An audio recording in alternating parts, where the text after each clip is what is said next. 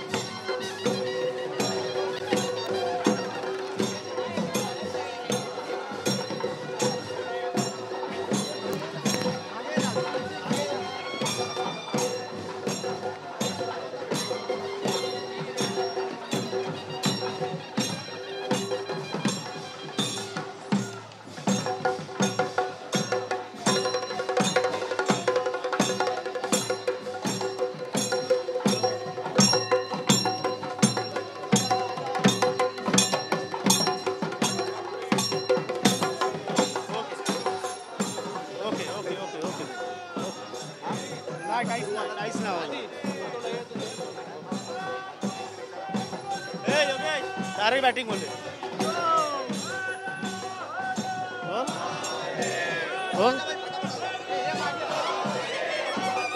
गुढीपाडव्याच्या निमित्त ठाण्यातील कोपिनेश्वर न्यास मंदिरातर्फे आज मोठी शोभायात्रा या ठिकाणी काढण्यात आलेली आहे। यंदाचं 25वं वर्ष असल्यामुळे मोठ्या प्रमाणात शोभायात्रेचं वाजत गाजत असं या ठिकाणी आता पालखीच्या स्वरूपात त्याचं स्वागत केलेलं आहे। पाहायला गेलं तर राज्याचे उपमुख्यमंत्री एकनाथ शिंदे यांच्या या ठिकाणी आता स्वतः देखील आलेले आहेत, त्यामुळे नक्कीच पाहायला गेलं तर मोठी शोभायात्रा या ठिकाणी काढण्यात आलेली आहे आणि शोभायात्रेमध्ये अनेक चित्ररथ देखील असणार आहेत, त्यामुळे शोभायात्रेमध्ये ठाणेकर देखील सहभागी झाले आहेत। या ठिकाणी खासदार नरेश म्हस्के असतील, आमदार संजय केळकर असतील, तर आमदार निरंजन डावकरे हे देखील या पालखीमध्ये सहभागी झालेले आहेत आणि त्याच ठिकाणी पाहायला गेलं तर आता मोठ्या शोभायात्रेमध्ये अनेक चित्ररथ देखील असणार आहे आणि खास करून आता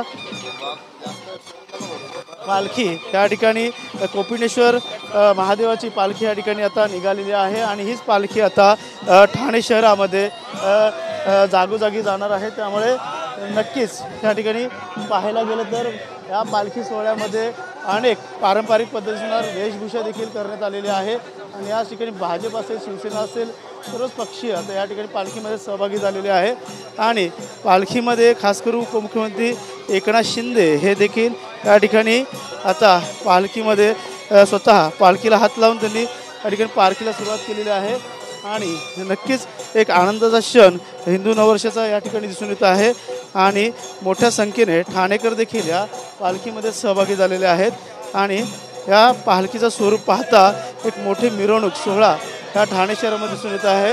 त्यामुळे नक्कीच राज्य गेल्या अनेक वर्षापासून ही पालखी निघत आहे। यंदाचं 25वं वर्ष आहे आणि पालखी सोहळ्यामध्ये खास करून ठाणेकर असतील हे सर्वच जण या पालखीमध्ये सहभागी झालेले आहेत आणि सध्या ही पालखी ठाण्यातील जांभळी नाका कोपिनेश्वर मंदिर या ठिकाणून आता ती पुढे ठाणे शहरात विविध ठिकाणी प्रस्थान करणार आहे।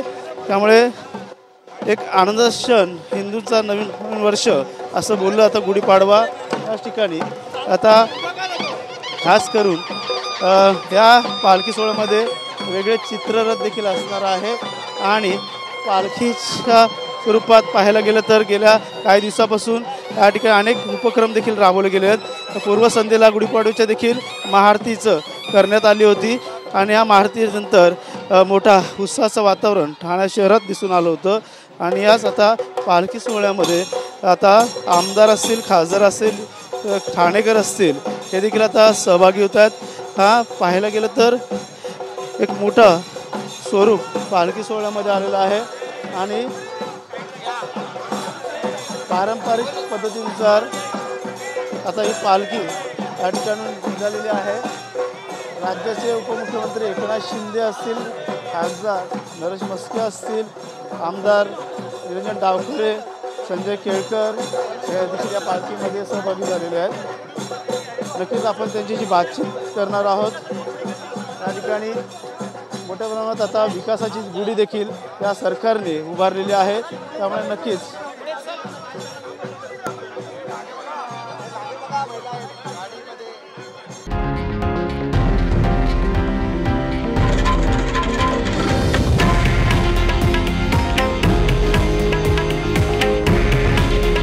हे आहे देशातील नंबर 1 न्यूज नेटवर्क आणि आपण पाहत आहात TV9 मराठी।